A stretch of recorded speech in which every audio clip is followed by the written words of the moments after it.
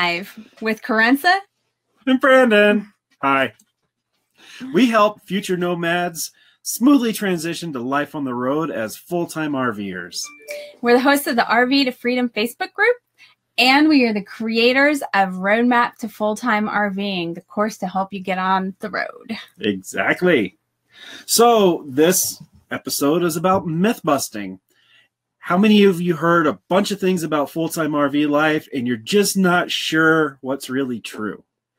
And what have you guys heard that you can't tell is true or not? So throw those in the comments. Let us know the myths you're hearing out there, the things you think might be myths, and we'll help you to understand them a little bit better, hopefully. Right. What you've heard and you wonder about, or how you feel about it, and if it's true or not. Yeah. So we wanted to break this down for you, break down the myths that we know are out there, so that you're not confused or hearing this stuff and getting it repeated. But we did want to let you know at the end of the show, we're going to invite you to our free webinar. That's what it is. It's a free webinar. It's called 5 Steps to Freedom, Starting Your RV Life the Right Way. And that way you can learn more about full-time RVing. It's an hour long. We'll give you a lot more details right at the end, but stick around and we'll tell you how that thing is going to go. Yeah. Right now, let's just get into it. Let's get started. So I'm going to say myth number 1. Maybe you're thinking RVing, full-time RVing specifically, is for the rich or retired. And we are neither. We are neither rich nor retired. We wish we were, but we're not. But we can do it. And that sounds so cheesy. We can do it, and so can you. But we can. I mean, there's a lot of ways to live a normal life on the road and still work and still have a 401k and put money away for savings and all of that good stuff. Right. That being said, the choices that you make upfront can end up draining your savings quickly and leave you wishing that you never hit the road. Yeah. So you want to make sure that you're making the right choices that aren't going to, set you off on the wrong path. Because it's not all rainbows. It's a lot of rainbows, but it's not all rainbows and sunshine out here. Yeah. And knowing what you're getting into and preparing yourself greatly increases your chance for a success on the road. And for a lot of normal people like us, RVing can seem expensive. There are a lot of expenses involved in RVing, but there are a lot of cool ways to control your expenses and do interesting things that maybe you haven't thought of yet that will help you be able to get on the road sooner and stay out there longer. And Kat, we're sorry. You're just going to have to get used to hitting refresh a few times. Yeah, I don't know why you always have to do that. But sorry about that. But we got Susan and Sandy. Hey, there's Marnie. Elliot and Marnie. Yeah, if you guys are still in Denver, we might be rolling through Denver sometime, not too long from now. Yeah. Don't jump back what we were saying. Sorry, That's okay. Yeah, we did. If you are retired, you did want to protect your retirement savings and not spend it all on repairs or costly mistakes. Or just making bad choices up front that you end up regretting because you worked hard for your money. Let's try to protect it. And if you're rich and retired, well, you didn't get that way by making bad choices. So you also need to make sure that you do your homework and set out on the right foot and, live the life that you've been dreaming of. So what do you got for myth number 2? Myth number 2. You won't have any problems if you buy a new RV. Exactly. Just go buy a new one, hop in it, throw all your stuff in it, hit the road. Life will be beautiful. Unfortunately, in the RV world, that dirty little secret is true that RVs aren't built the way we want them to be. No. They're built good enough and not much better. And, for a lot of people, it works out great and it works out just fine. But there are many people that quickly regret buying new. These aren't cars. I guess what we're trying to get at. Cars. Yeah. You can't just get in them and go. So even though there are many people who do buy new and it works out just fine, there's a lot of people who buy new and they end up in service departments getting all these little warranty items fixed that should have been dealt with before they even took ownership. And one of these days, we're going to hammer it into them, and they're going to get them right. But you can take steps to minimize this up front when you're purchasing, even purchasing new. So there's a lot of cool things you can do to make sure you don't spend too much time in the service department. You spend more time out traveling and having fun. Yeah, unfortunately, this is just kind of how it is with RVs right now. There's just a lot of handwork in them, and they're not cars. That's basically it. They're not cars. Yeah, you There's can't hop in them and oversight. expect 3 years before you really have to do anything other than oil changes. Yeah, and as we said, there's always cases where people have had them and they're perfectly fine, but you just cannot expect that. Yep.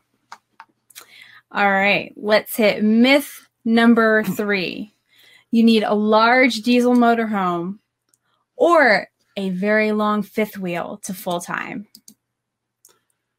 And that may or may not be true. What you really need is the right RV for you. And that rhymed. That was cute. It may be that the large diesel or the large fifth wheel is the right thing for you, but we have seen people that have been happy camping in anything from a pop-up camper to a small casita all the way to the biggest RV you can imagine. And they all like them for different reasons. And so it's really about finding out what you want, what your needs are, and what you want to do out there, and then finding the right tool to go do those things. Yeah, like Brandon said, we've seen it all out there, pop-ups even, and that's something that we didn't even think about when we had our pop-up. Yeah, we could have just gone in that. Yeah, I mean, sometimes starting out in the rig you have is the best choice because then you can figure it out from there. Yeah. But yeah, we've seen it all used, and it's really just applies to your unique situation. So don't let anybody tell you that you have to have a certain type in order to be a full-timer, because you don't. Yeah, and you guys just let us know you're still hearing us. We're not seeing a lot of comments. Want to make sure everything's still working smooth because Facebook keeps changing everything on us lately. There's been a lot of changes lately to Facebook. With all of Facebook's issues, they've been changing things at us. The fourth myth is you can just go out there and figure it out on the road. You can jump in, but arming yourself with knowledge is always going to be better. How will you know that you moved all the pieces of your stationary life onto the road? I mean, you could end up making a very simple mistake, and it can turn costly. One of the most common ones you hear from newbies all the time is the pyramid of poo. And I'll go ahead and tell you what that is. It's when you forget or when you don't know. We've run into a lot of people that don't know, not forget even. Yeah. When you don't know, you get out there and you're used to in your home, you're hooked up to sewer and it runs all the time, right? So when you get to a campground and you hook up your gray tank and your black tank, the sewer hose, you just leave everything open. And just let it run. No. But unfortunately, RVs don't work like that. And if you were to do that on your black tank, which is your sewer tank, eventually your solids are going to build up and harden and form the dreaded pyramid of poo. And those are some of those things that you just don't know what you don't know because you haven't dealt with these kinds of systems or this kind of life or, how do you do all the other things related to this kind of life. And yes, you can figure them out on your own. But it might be better to stand on the shoulders of other people that have come before you and learn from others' mistakes so you can always make new mistakes. We haven't had anybody say they're still. Can you hear us? Well, you keep talking. I'm going to check on my phone and make sure we're still coming in. All right. So let's see. Sorry, I lost my place here. I wanted to just show you recap. Yeah. Let's hit these myths again. So number 1, RVing is only for the rich or retired. And we're proof right here that it's not. Yep. Number 2, you won't have any problems if you buy a new RV, which unfortunately, that's not always the case. Yeah. You may not have any problems, but you may have a ton of problems. They're not built like cars, and you can't expect them to work like cars. There's gonna have issues. And number 3, you need a large diesel motorhome or a long fifth wheel to full-time. And that's not true either. We have seen people full-timing in everything from pop-up campers to like a large diesel motorhome. And it's all about what fits your needs to get out there and see what you want to see and do what you want to do. And number 4, you can just start and figure it out as you go. This is one where, yeah, some people do jump in and they get started, but if you want to avoid mistakes and just get some help along the way, it's better to arm yourself with some knowledge beforehand so you're not making little mistakes like keeping your black tank sewer line open yes. and then having pyramid of poo that you have to pay somebody to come in and get rid of, or chip away yourself, which you don't want to do. Or being one of the half dozen people we've chased down the highway with their TV antenna still up, or a multitude of other things that are, even more costly and serious if you don't pay attention right. We are getting comments. They're coming through on the Facebook, but we're not getting them on our screen. So if you guys have any questions, ask them again, because my Facebook's not letting me scroll all the way back because we're still live, but ask them again and I'll catch them here and we'll answer them for you. Yeah, because the software we use, it stopped actually giving us the comments, unfortunately. So we're all of these cool integrations with Facebook are getting broken right now because Facebook's changing all the rules, trying to deal with some of the issues they've been having lately. Yeah. So sorry about that. Little technical issues. Thanks, Facebook. But anyway, so Brandon will keep us updated with that. I'm going to go ahead. He's going to check this out. I'll let you know what we were talking about at the beginning. If you do want help figuring this out before you go, we want to invite you to our free live webinar, 5 Steps to Freedom, Start Your Full-Time RV Life the Right Way. And it's April 16th at 8 Eastern, 5 Pacific. So this is actually taking the place of our live show on Facebook. We're not having one that night, and you do need to sign up to actually watch the webinar. We're going to pack this hour-long webinar full of information. Hey, boom, all the questions came in. Nice. Oh, wow, it's back. Woo! All right. So we are going to pack it full of information and talk about those 5 steps you need to have to smoothly transition to full-time RV life. And you can actually sign up for this webinar because, as we said, it's not on Facebook. It's not going into the group. It's not going to be on our page or anywhere at roadmaptofulltimerving.com. Yes. And we have a bunch of questions here. We can finally see them. Sandy has a good one. Well, I don't know if it's a question, but is it too scary for a single woman on the road? Well, that's a good myth. Yeah. That's a good myth that it's too scary for a single woman on the road. And we are actually sitting right next to one right now. She's camped right next door. Yeah. And we have met so many solo female RVers, and there have been some that have gone through the course and everything too, and are out there. And I have not run into anyone who has ever felt that scared ever. No. I mean, that once they get out here, they realize that I think the idea of being solo is scary, but you'll find very quickly that you don't end up solo for long, and you end up with lots of friends. There's lots of other solo RVers. There's lots of just other RVers, and you attend some kind of gathering. You look at our community video we had just a couple weeks ago. You'll find your people. And then you may be hopping from people to people or crisscrossing and meeting up with people. And, we've actually... And visiting your friends that are stationary. Yeah. Too. And then, after a while, you'll be wishing you were solo. Wishing you had some time alone. And then you'll go out and you'll find that.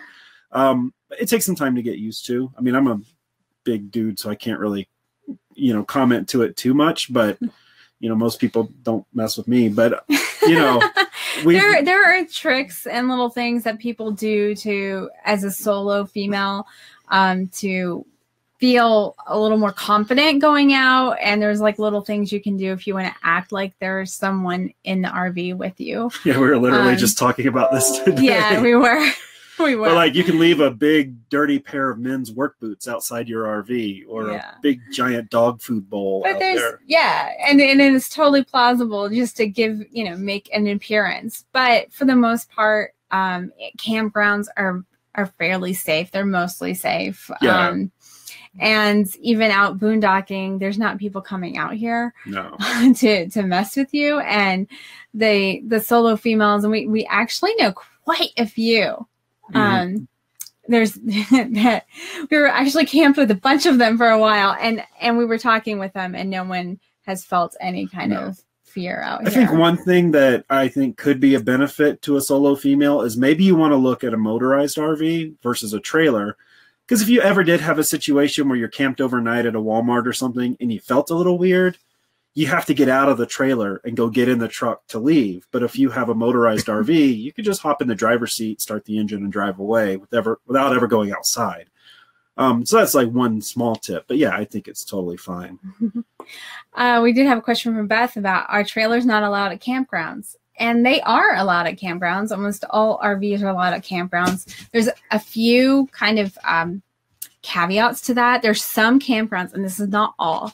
There's some RV parks. Thank you, Kona. Some RV parks that don't allow truck campers.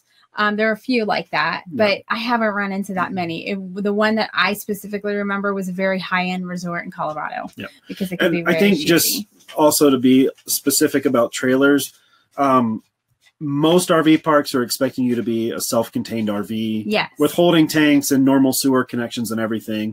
If you were looking at like a park model trailer that may not have all those features, or a tiny house, not all park models have tanks, or like a tiny house that's not built as an RV, then some parks, but it's still pretty rare that a park, I mean, if you can fit in most the of space, it's just self-contained. If they have requirements, it would be self-contained. The only other thing that you'll see is about age at some places, and that's usually RVs that are 10 years old or older. Right. And to clarify that, that's usually happens in resort areas or like along the California coast where they have no problem filling the park. Right. But government run parks, state parks, county parks, any city municipal parks, type things like that, national parks, they don't have those restrictions. So you can still be, still be fine out there. Let's see. Hi, Michael. How's it going? From Maryland. Oh, Marnie said we can have long showers there. Okay. And Marty said they were looking at RVs, and the best built ones were the oldest ones. And that can be true because, there's, as more engineering gets involved, they start figuring out how they can streamline things and make them as light as possible. But still got to check them. And, a good solid RV is just as good as a new RV, or better sometimes. As long as it's been well maintained and it was, taken care of over the years. Sitting the wrong way. Yeah, I guess I was messing with the with the camera today, and I thought, like, are we sitting on the wrong side? So I flipped it, but I guess I'm backwards. This is how we're actually sitting. I'm glad you guys actually remember this, and it's weird for you because we don't for some reason. But it's pretty funny that you know. Yeah. And you noticed. That's funny. All right. I'm just trying Let's see if there's any more questions. Okay, everybody's saying the sound is fine. Okay, here's some more questions that came in. I guess they're showing up slow there. Oh. We have very good internet here too. You wouldn't think that. So Kat mentioned RVers are much more sociable than neighbors we have in sticks and bricks homes. Yeah. That's not a myth. That is true. And, it'll help pull you out of your shell if you are, more of an introvert, and you can also stay inside if you don't want to be bothered. Is it worth it to pay for an independent RV inspector prior to buying an RV? Yes. Absolutely. If you don't know RV systems and you don't know what to look for and you're not familiar with it, absolutely. Yes. Someone who actually can run through and check everything for you and should be able to walk through it with you and show you what they found. Yeah. Yeah, an independent RV inspector, I mean, it might cost you $400 or $500 or even more, depending on how big the RV is, but it could save you a $6,000 to $10,000 repair bill. And it can save you from buying the wrong RV that you're just sinking money into. So yes, absolutely, on a used RV.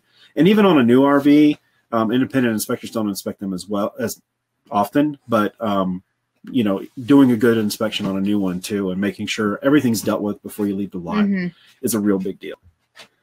Bob had a question. How long is our rig and how much more challenging is it to find boondocking sites with a Class A? Our rig is 30 feet long, and we, I don't know how to phrase this. We kind of push it. Yeah, we do. Limit. We push our rig more than we. I mean, we take it easy on it, but we do push it out in places other people wouldn't. Right. We're comfortable with it at this point. Our major challenge on a Class A RV is the width of the RV. It's a little bit wider than a travel trailer or an Airstream or something like that, except the new Airstreams are getting wider, and we're tall. So overhanging tree branches are an issue. The positives for it are at 30 feet long, self-contained motorized unit. It's pretty easy to turn. It's pretty easy to turn around. It's pretty easy to back up and get over things. And our ground clearance is better than a lot of trailers, but we still have our jacks hanging down low and stuff. So we still have to be careful. But again, every single boondocking space we've been to, with the exception of one, has been a pretty easy, smooth road in. You know, that's what you do with the RV. You get it into the camp spot, then you take the SUV and you go off. Think of Stanley, Idaho. Well, I know, but I was also thinking, you think all the roads we've been down are smooth? Because even in Quartzsite, we were going down washboard. Well, washboard's washboard, and you go slow. But we're not going over rocks and stuff that are going to reach up and rip our steps off or our jacks or anything. It's just shaking the cabinets. And where we are now was a little tougher, and that was because there are trees on each side at a few places along this spot that we got to. But once you get into the west, boondocking is easy for any size rig. I mean, you can have a semi-truck. Southwest, yeah. You can have a semi-truck pulling a 44-foot fifth wheel, and you will have plenty of options. Yeah, you get into Colorado. Yeah, that's what I was thinking. You want to boondock up in smaller spots in Colorado, it can be trickier. So that's just the thing. How far do you want to push out versus how comfortable do you want to be? Yeah. And it's just weighing that balance. For us, 30-foot Class A is the comfort level we like, and it gets us where we want to go. But we've even had discussions where we're like, you know, we could do like a sportsmobile, which is basically a van that's lifted, and just live in that because we could go even further out. So, you know, it works. Yeah, it does. They're going to be 36.5 feet. And they'll tend to push it once they get used to it. And that's the thing. They have no roof air. Oh, you guys have the basement air. I forgot that they were going to have that. The roof air is not really the issue. It's the corners of the box. Yeah. I mean, you're just so tall and you've got straight corners. Just remember that. Brandon almost, when we first got our RV, almost hit it on a Cracker Barrel. Yeah, I was looking down and watching the curbs and not looking at the eave of the building sliding right by our head. But yeah, we have friends that had a big 40-foot Monaco, and they had tons of solar, and they could push it all kinds of places. So there's a lot of places for you, but there's a percentage of places you won't get to, but that's fine. You'll get close enough, and then get yourself a tent and go push out further if you need to get a day or two away. Travis, a standard GPS is good enough for RV travel. Myth. We don't consider it. We don't consider that a myth. We use Google Maps on our phone for our entire 4-year life of RVing. We have Copilot, which is an app that you can get an RVing version of and put in your height and length and all of that. And we have used it. We just tend to like Google Maps. We just found Google, it was more reliable. I guess the myth would be that you need an RV-specific GPS. They are great. They have bigger screens, which makes it easier to see when the dash is further away. They take into account your height and length and weight and can help avoid bridges. So they are great tools. Sometimes for a bigger RV, that's actually nicer because you might want to put in your height and your length and follow the paths that work better for trucks. When you're smaller, it's not as big of a deal. And so we use the tools that we like. And we had a GPS beforehand, and we brought it over from the car, and then we just keep going back to Google Maps. Yeah, like even our car came with navigation, and we just use Google Maps because we trust it, and it updates more frequently than other things do. So and Marnie was asking about the RV inspectors and if RV dealers allow the independent inspectors to look at the rig, and if they don't buy. from them. Yeah, that's real basic. I mean, they're used to it. You know, you're going to feel rude. You're going to feel pushy or whatever. They're used to it. They're going to hem and haw and whatever, but they're taking your money. It's a business transaction. You know, you want to make sure you protect yourself. At the end of the day, they got your money and you got the RV. So you want to make sure you've protected it. So yeah, if they're not going to allow an inspection or they want you to use their buddy down the street, then you don't need to go with them. Yeah, don't use their buddy down the street. You should ask about finding. And there is actually a registry for like national. Yeah, there's the NRVIA. Yeah, the NRVIA, I believe it's .org. They train RV inspectors. Don't confuse them with RVIA.org that sets standards for RV constructions. They're not related at all. You can find some through them. Also, a lot of mobile RV mechanics also do RV inspections. So look in your phone book. Whose is a phone book? Look on. Just show your age there. Yeah, look on Google and look for local mobile RV mechanics in your area and see if they're an inspector. And if they're not, ask them if they know one. And you'll tend to find them pretty quickly.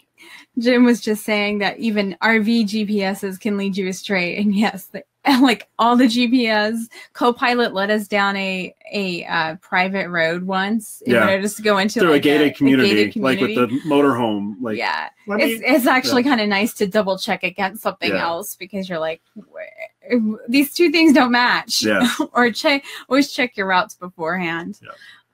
Sandy had just another GPS question. Mm-hmm. I'm gonna tell her in our store there's the one. Yeah, she asked about she was asking what's a good GPS because she's concerned about height because she's gonna have a good size fifth wheel.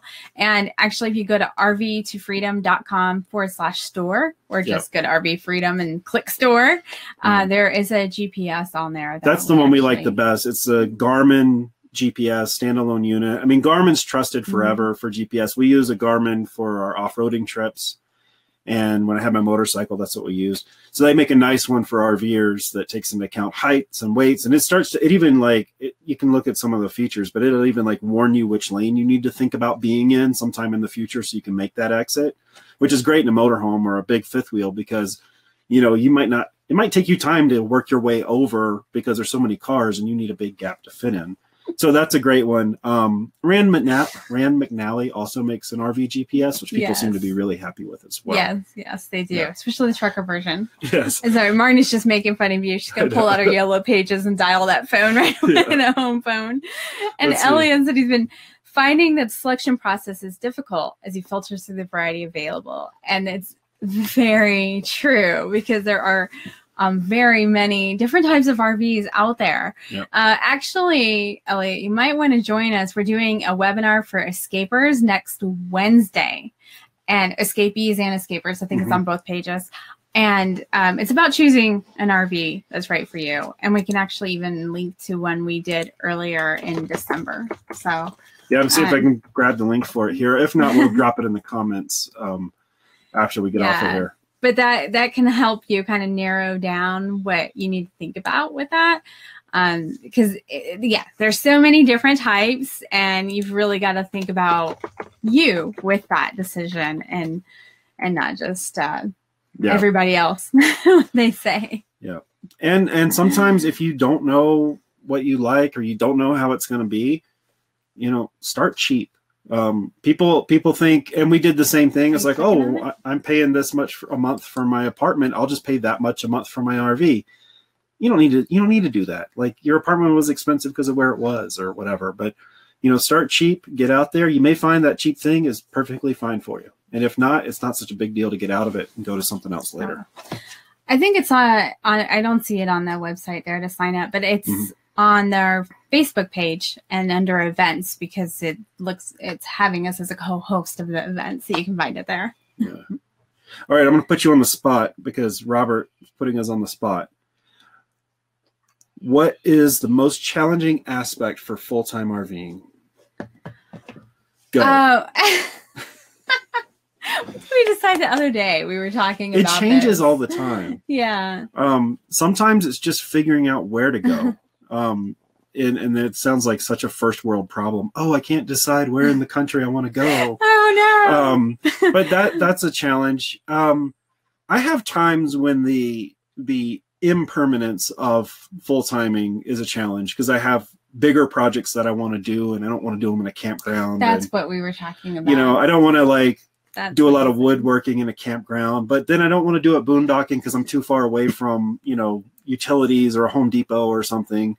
So just that not having a place to just sit down and do some work, or, you know, have a garage where I can go out and tinker on stuff. And That's probably what Brandon misses the most Yeah. is the garage. And, you know, we carry some tools, but not everything Yeah. that you would need. So, like, and that just reminded me the second and probably more important, more universal challenge to full-time RV life is RV service. It's one of the sore spots of RV life. Most RV service centers, they just have really long waits. And in RV life, full-time life, you're like, oh, this is broken. I need it fixed. I need to get back on the road. But they could be 2-3 weeks out. So that's why it's good to get really handy. Yeah. And that's basically what we do with our RV. Anything that we can physically lift, we do ourselves. If we can't physically lift it, then we try to get friends, and then then we go to a dealer, a service center. But I'd say RV service is the universal, like, one of the toughest parts of full-time life. Kind of hate, unfortunately. Let's see. I think that's all. And yeah, Marnie's got her yellow pages out, and Bob's good to hear that we still know what yellow pages are. Yeah, so those are some of the myths that we hear about full-time RVing. We're going to have that seminar on April 16th called 5 Steps to Freedom. Start your full-time RV life the right way. And we're going to talk about those 5 steps that you need to get on the road, so you can watch that and really get the 5 steps down, so you're not missing something in your plan. Yeah, so make sure to sign up for it. It's not going to be a normal live inside the group. It's going to be a true webinar with slides and talking, and you can talk to us, but you've got to sign up to participate. Right. We're going to open doors to the course after that too. So you guys want to, if you're interested in that, if you're curious about it, come and hear this. Of course, we're giving you these. This is the same stuff we're teaching in there. So we're going to give you those steps. The course we teach over 8 weeks. We're going to give you an hour's worth of it. Yeah, because we can't fit it all into an hour. So, but yeah, come and join us for that. And we'd love to help you take that first step to freedom. Yeah. And Sherry showed up late, but she caught us before we got off of here. And this is not so much a myth, but what do we do for health insurance? That's a tricky one. We have to purchase our own health insurance because we are self-employed. So in Florida, there is a nationwide health plan available through the ACA that you can do. But in some of the other popular full-timing states, there aren't nationwide plans. So that's another thing you got to pay attention to. Because if you go and just say, I'm going to live in South Dakota, I'll figure it out when I get there. Then you'll get there and realize, oh, I can't get health insurance that covers me anywhere outside of South Dakota, or even in South Dakota sometimes. So yeah, let's see. Wow, we're getting all the questions now. All right, one more from Roger. Richard. Sorry, going too fast. When we boondock, how many days of meal planning do we do? How much space do we save for trash, and where? When we boondock, we live normally. We don't really do meal planning. I have some meal planning, just the meal planning that I do when I go to the grocery anyway. And it really depends on what we're doing out here as to if I get to all the right meals that I've planned. Yeah. I think the big planning we would do is if we're going to a town that doesn't have good, strong grocery stores, then we might stop in another town on the way and pick up groceries that we want. But most of the time, someone that's not going to have a lot of fresh vegetables and things like that, I'll pick that stuff up before we go. But the vast majority of boondocking, you're within 20 minutes of a town. So you're within town of a grocery store. I mean, here we're kind of far and the town is small. So it is a little bit more limiting. The grocery store isn't bad, but it is like 45 minutes away. Yeah. But I couldn't get the pizza dough that I wanted. He has to bring up pizza in every live we do. Yeah. So that really comes down to your RV. We have a Class A, so we have a little bit more space for storage, so we store more stuff. And we've set ourselves up so that we can live somewhat normally when we boondock. A little bit limited on shower time and no air conditioners unless they're on the generator. But other than that, it's life as usual. I can't believe people noticed we were reversed. Yeah. I guess you guys, some of you have seen us a lot, so Yeah. you really know. All right, guys. Well, Yeah. So again, we hope you join us April 16th. You guys go sign up, please, on roadmap to fulltimerving.com. Why haven't we pasted the link in here? Because it wasn't working before. Oh, well, you can type it in there. I mean, nope, that's oh no, there, what is this? Brandon put something else in there. Did you have it up? All right. Thanks, Travis. Thanks for that picture too. That was a really cool picture. I'm going to save that. And we're going to be back next week. Next week, we'll be back on Monday. And we're going to do Thursday too. We'll do Monday and Thursday. And Monday we're going to talk about mistakes that we've made, that we've seen other people make. Okay, hopefully this comment pops up on there for you guys. And if it doesn't pop up, we will put it up in the comments later. Just type it in. Okay, and we'll be, like we said, we'll be back next week. And by the way, if you go to the RV to Freedom Facebook page, because of Facebook changing all this stuff and everything, if you go hit like and follow, the follow will help you get notifications for when we go live. Yes. And so you'll be able to find out about it a little easier. Or if we've scheduled something, it will tell you. Or should tell you, I should say. Exactly. All right, guys, let's get out of here. Enjoy your Thursday. Happy weekend. Let me put it in here. Before you guys go, I want to get you the link. Okay. Sorry. I'm asking. I didn't hear you. Oh, you can tell we're married. All right. All right, guys. So if you... No. Oh, you did it wrong. Yeah. You got to delete it and start over. We're going to post the link in the comments underneath the video. Right. Wait, it's almost there. Oh, you messed it up again. You spelled time wrong. I can't hit M's. RVing.com. Boom, there it is in there. All right. So if the comments are working, there it is. We will see you guys next week. You ready? Yes. All right. See you guys next week on Monday. Later. We hope you enjoyed this replay of our Facebook Live show. Join our Facebook community to participate in the live shows and learn how to live in an RV. Go to rvtofreedomgroup.com to join the RV to Freedom Facebook group. And to be notified about our next live videos and more, sign up with the link provided below in the video description. We want to help you find your RV to freedom.